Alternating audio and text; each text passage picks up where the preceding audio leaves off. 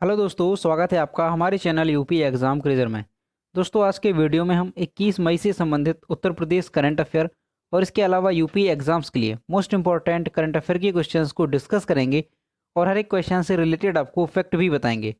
और वीडियो के अंत में हम आपसे ये क्वेश्चन भी पूछेंगे जिसका जवाब आपको कमेंट बॉक्स में देना है। और अगर आपको इसकी PDF डाउनलोड करनी है तो आप हमारे टेलीग्राम ग्रुप से इसकी PDF डाउनलोड कर सकते हैं। टेलीग्राम ग्रुप की लिंक आपको वीडियो के डिस्क्रिप्शन में मिल जाएगी। तो चलिए आज का वीडियो शुरू करते हैं। पहला क्वेश्चन है, उत्तर प्रदेश सरकार आवास प्लस योजना के तहत वित्तीय वर्ष 2021-22 में कितने ग्रामीणों को मकान उपलब्ध कराएगी? ऑप्शन नंबर ए है 10 लाख, बी है 20 लाख, सी है 25 लाख और डी है 30 लाख। तो इसका जो करेक्ट आंसर है वो है option number C, 25 lakh. Uttar Pradesh सरकार ने आवास प्लस योजना में वित्तीय वर्ष 2021-22 के लिए 25.54 लाख घर उपलब्ध कराने का प्रस्ताव केंद्र को भेजा है। केंद्र से स्वीकृति मिलने पर यूपी 2022 तक सभी आवासहीन परिवारों को आवास उपलब्ध कराने वाला पहला राज्य बन सकता है। इस योजना में एक आवास के लिए करीब 1,50,000 रुपये प्रत्येक परिवार को दिए जाते हैं, जिसमें 1.20 लाख यानी 1,20,000 रुपये आवास के लिए, 18,000 मनरेगा मजदूरी और 12,000 रुपये शौचालय के लिए दिए जाते हैं। तो दोस्तों, आपको ध्यान रखना है कि उत्तर प्रदेश जो है वो वित्तीय वर्ष 2021 और 22 के लिए 25.54 लाख ग्रामीणों को उपलब्ध कराएगा। और ऐसा करके उत्तर प्रदेश जो है पहला राज्य बन जाएगा जो कि प्रदेश के सभी आवासहीन परिवारों को आवास उपलब्ध कराएगा। अगला क्वेश्चन है, उत्तर प्रदेश में टीकाकरण के मामले में कौन सा जिला टॉप पर है? ऑप्शन नंबर ए है लखनऊ, बी है वाराणसी, सी है गोरखपुर और डी है कानपुर। इसका जो करेक्ट आंसर है वो है ऑप्शन नंबर ए, लखनऊ। संक्रमित मरीजों की संख्या की दृष्टि से बनारस प्रदेश में अब भी दूसरे नंबर पर है, जबकि टीकाकरण में टॉप 5 जिलों में सबसे पीछे है। इसमें लखनऊ सबसे आगे है। संक्रमित मरीजों की संख्या के लिहाज से प्रदेश में लखनऊ, बनारस, कानपुर, प्रयागराज और मेरठ क्रमशः 5 प्रमुख संक्रमित जिले हैं। इन 5 जिलों में टीकाकरण के मामले में लखनऊ पहले नंबर पर है, वहीं टीकाकरण में दूसरे नंबर पर कानपुर, तीसरे पर मेरठ, चौथे पर प्रयागराज और 5वें नंबर पर बनारस है। तो दोस्तों, ये क्वेश्चन भी आपको अच्छे से ध्यान रखना है कि जो वाराणसी है ये कोरोना संक्रमित मरीजों की संख्या की दृष्टि से अगर देखा जाए तो दूसरे नंबर पर है, लेकिन टीकाकरण के मामले में अगर देखा जाए तो ये टॉप 5 में सबसे पीछे है। जबकि टीकाकरण के मामले में अगर देखा जाए कौन सा जिला पहले स्थान पर है तो लखनऊ टीकाकरण के मामले में पहले स्थान पर है। ये आपको अच्छे से ध्यान रखना है। और संक्रमित मरीजों की संख्या के लिहाज से भी अगर देखा जाए तो भी लखनऊ पहले स्थान पर है। अगला क्वेश्चन है, बंगाल की मुख्यमंत्री ने घोषणा की है कि राज्य में एक विधान परिषद की स्थापना की जाएगी। वर्तमान में भारत में कितने राज्यों में विधान परिषद है? ऑप्शन नंबर ए है 4, बी है 5, सी है 6 और डी है 8। इसका जो करेक्ट आंसर है वो है ऑप्शन नंबर सी, 6 राज्यों में। पश्चिम बंगाल की मुख्यमंत्री ने घोषणा की है कि राज्य में एक विधान परिषद की स्थापना की जाएगी। भारत में वर्तमान में केवल 6 राज्यों में विधान परिषद है, जिनमें से बिहार, आंध्र प्रदेश, तेलंगाना, उत्तर प्रदेश, महाराष्ट्र और कर्नाटक शामिल है। संयुक्त मोर्चा सरकार द्वारा भंग किए जाने से पहले 1952 से 1969 तक पश्चिम बंगाल में एक राज्य विधान परिषद मौजूद था। तो दोस्तों, आपको ध्यान रखना है कि पश्चिम बंगाल में एक विधान परिषद मौजूद था, लेकिन संयुक्त मोर्चा सरकार द्वारा इसे भंग कर दिया गया। तो अब जो है पश्चिम बंगाल में फिर से जो मुख्यमंत्री हैं ममता बनर्जी, उन्होंने ये घोषणा की है कि राज्य में एक विधान परिषद की स्थापना की जाएगी। अब दोस्तों, अगर पश्चिम बंगाल की बात करें तो पश्चिम बंगाल की मुख्यमंत्री हैं ममता बनर्जी और पश्चिम बंगाल के गवर्नर हैं जगदीप धनखड़। और वर्तमान में जो पश्चिम बंगाल में विधानसभा है उसमें विधानसभा सदस्यों की संख्या कितनी है? तो ध्यान रखना है 294 पश्चिम बंगाल में विधानसभा सदस्यों की संख्या है। और पश्चिम बंगाल में लोकसभा के सदस्यों की संख्या कितनी है? तो ध्यान रखना है 42 और राज्यसभा सदस्यों की संख्या है 16। अगला क्वेश्चन है, हाल ही में आए आंकड़ों के अनुसार किराए पर गोदाम लेने के लिए दुनिया का सबसे महंगा शहर कौन सा है? ऑप्शन नंबर ए है हांगकांग, बी है न्यूयॉर्क, सी है सैन फ्रांसिस्को और डी है लंदन। इसका जो करेक्ट आंसर है वो है ऑप्शन नंबर डी, लंदन। किराए पर गोदाम लेने के लिए लंदन दुनिया का सबसे महंगा शहर है, जिसमें मूल्य वृद्धि हांगकांग और सैन फ्रांसिस्को से आगे निकल गई है। Real estate firm Cushman and Wakefield PLC के आंकड़ों के अनुसार 2020 में यूके की राजधानी में रसद संपत्तियों की कीमत $24.90 प्रति वर्ग फुट है, जो एक साल में 13% बढ़ गई है। इस बीच हांगकांग में किराए 2020 की तुलना में लगभग 10% कम थे, जबकि सैन फ्रांसिस्को में मोटे तौर पर लगभग उतना ही रहा। तो दोस्तों, आपको ध्यान रखना है कि वर्ष 2021 में जो आंकड़े जारी किए गए, तो उसके अनुसार किराए पर गोदाम लेने के लिए दुनिया का सबसे महंगा शहर कौन सा बन गया है? तो लंदन दुनिया का सबसे महंगा शहर बन गया है।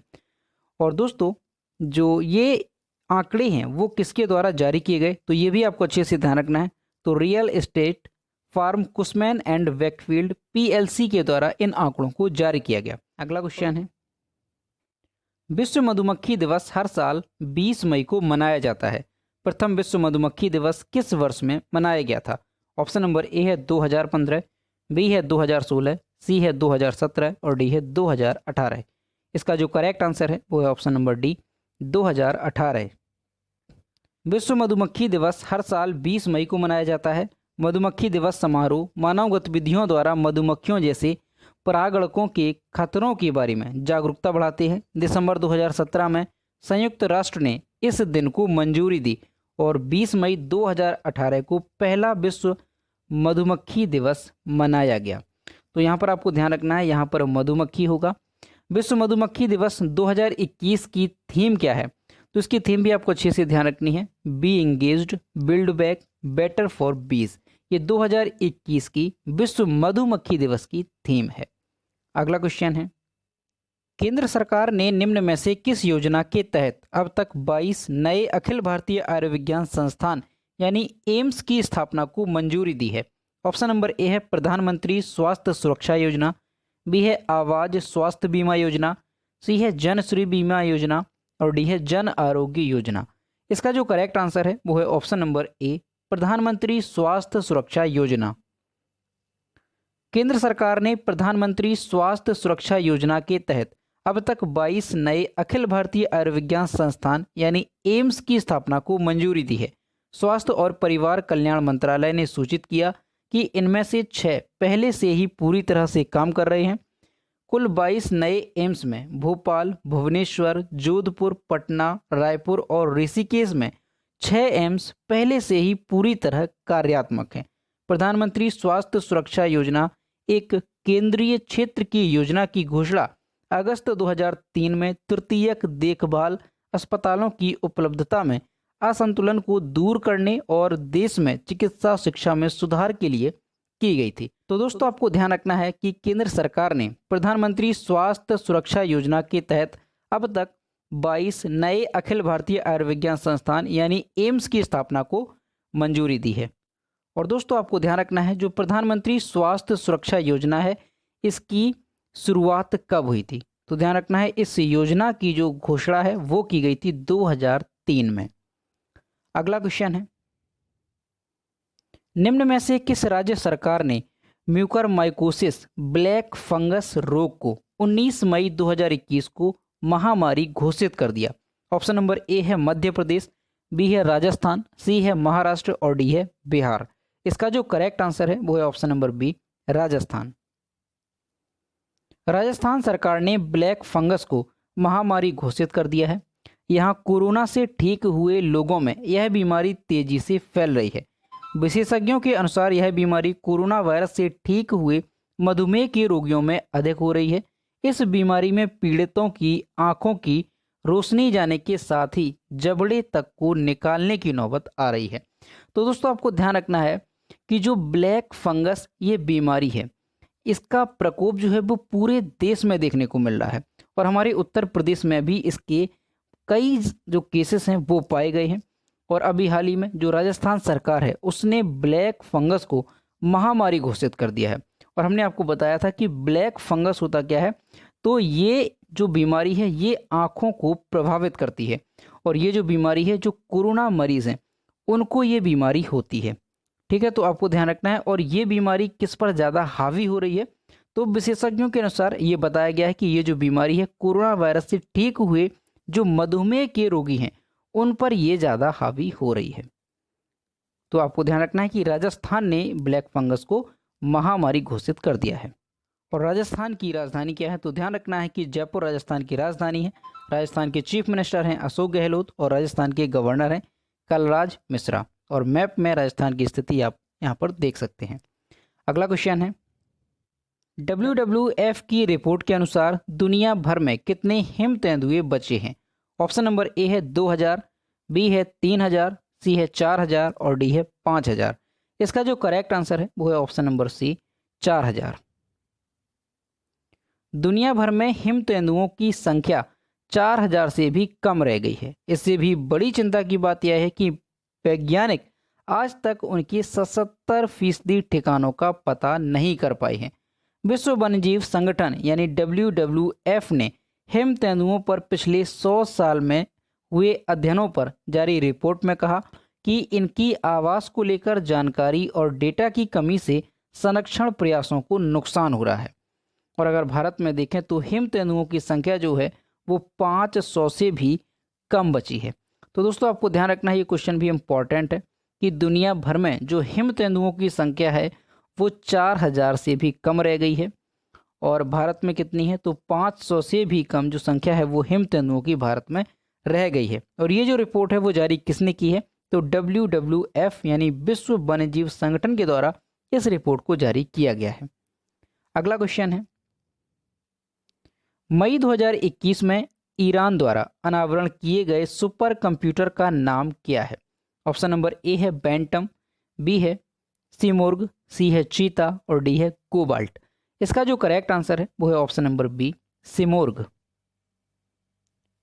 ईरान ने एक सुपर कंप्यूटर का अनावरण किया जो अब तक का सबसे मजबूत है और इसे तेहरान के अमीर कबीर प्रौद्योगिकी विश्वविद्यालय द्वारा घरेलू रूप से विकसित किया गया है। एक पौराणिक फारसी पक्षी के नाम पर सुपर कंप्यूटर का नाम सिमोर्ग रखा गया है। फिलहाल इसकी प्रदर्शन क्षमता 0.56 पेटाफ्लॉक्स है और यह 2 महीने में 1 पेटाफ्लॉक्स तक पहुंच जाएगी। सुपर कंप्यूटर बड़े पैमाने पर डेटा विश्लेषण सेवाएं प्रदान करेगा। तो दोस्तों आपको ध्यान रखना है कि ईरान ने एक सुपर कंप्यूटर विकसित किया है। उस सुपर कंप्यूटर का नाम क्या है, तो नाम आपको अच्छे से ध्यान रखना है, सिमोर्ग इसका नाम है। ये विकसित किया है ईरान ने। तो ईरान की राजधानी क्या है, तेहरान। ईरान की मुद्रा है ईरानी रियाल और ईरान के वर्तमान में जो राष्ट्रपति हैं वो हैं हसन रूहानी। अगला क्वेश्चन है, हाल ही में राजस्थान के किस पूर्व मुख्यमंत्री का कोरोना की चपेट में आने से 93 वर्ष की उम्र में निधन हो गया? ऑप्शन नंबर ए है जगन्नाथ पहाड़िया, बी है वसुंधरा राजे सिंधिया, सी है हीरालाल देवपुरा और डी है इनमें से कोई नहीं। इसका जो करेक्ट आंसर है वो है ऑप्शन नंबर ए जगन्नाथ पहाड़िया। राजस्थान के पूर्व मुख्यमंत्री जगन्नाथ पहाड़िया का 19 मई 2021 को निधन हो गया। राज्य सरकार ने उनके निधन पर एक दिन के राजकीय शोक की घोषणा की है। जगन्नाथ पहाड़िया 6 जून 1980 से 14 जुलाई 1981 तक सिर्फ 13 महीने ही राजस्थान के मुख्यमंत्री रहे थे, लेकिन इस छोटे कार्यकाल में उन्होंने प्रदेश में पूरी तरह शराबबंदी लागू की है। तो दोस्तों आपको ध्यान रखना है कि राजस्थान के जो पूर्व मुख्यमंत्री थे जगन्नाथ पहाड़िया, उनका 19 मई 2021 को निधन हो गया। और ये जो है जगन्नाथ पहाड़िया 6 जून 1980 से 14 जुलाई 1981 तक सिर्फ 13 महीने ही राजस्थान के ये मुख्यमंत्री रहे थे। तो इनका कार्यकाल भी आपको अच्छे से ध्यान रखना है, लेकिन इन्होंने इस छोटे कार्यकाल में ही प्रदेश में पूरी तरह शराबबंदी जो है वो लागू की थी। तो दोस्तों ये थे 21 मई से संबंधित उत्तर प्रदेश करंट अफेयर और इसके अलावा यूपी एग्जाम्स के लिए मोस्ट इंपॉर्टेंट करंट अफेयर के क्वेश्चन जो कि हमने डिस्कस किए। अब हम देखते हैं पिछले वीडियो का क्वेश्चन जो हमने आपसे पूछा था। तो ये है कल के वीडियो का क्वेश्चन जो हमने आपसे पूछा था, वर्ष 2021 का प्रतिष्ठित सहकारिता रत्न सम्मान यूपी के किस जिले के निवासी वीर प्रताप को मिलेगा? इसका जो करेक्ट आंसर था वो ऑप्शन नंबर ए था, उन्नाव। और लगभग सभी स्टूडेंट्स ने इसके सही जवाब दिए। और मैं फिर से कहता हूँ कि जो भी क्वेश्चन आपसे पूछा जाए तो सभी लोग उसका आंसर जरूर किया करो। तो ये है आज का question. Indian medical association IMA के पूर्व अध्यक्ष और पद्मश्री से सम्मानित किस डॉक्टर का कोरोना संक्रमण की वजह से निधन हो गया? ऑप्शन नंबर ए है कमल त्यागी, बी है KK अग्रवाल, सी है राहुल सचदेवा और डी है रोहन अग्रवाल। तो इसका जो भी करेक्ट आंसर है वो आपको कमेंट बॉक्स में बताना है। तो दोस्तों, अगर आपको आज का वीडियो पसंद आया हो तो वीडियो को लाइक करें, शेयर करें और अगर चैनल पर नए हैं तो चैनल को सब्सक्राइब करना ना भूलें। साथ ही बेल आइकन को भी प्रेस करें ताकि टाइम टू टाइम नोटिफिकेशन आप तक पहुंचता रहे। और दोस्तों, वीडियो को डेली देखने की हैबिट बनाइए, तभी आप निश्चित रूप से उत्तर प्रदेश का कोई भी एग्जाम होगा सभी में करंट अफेयर से संबंधित एक भी क्वेश्चन आपका गलत नहीं होगा। तो आप हैबिट बनाइए, वीडियो को रेगुलर देखें। तो दोस्तों, मिलते हैं नेक्स्ट वीडियो में। Thank you.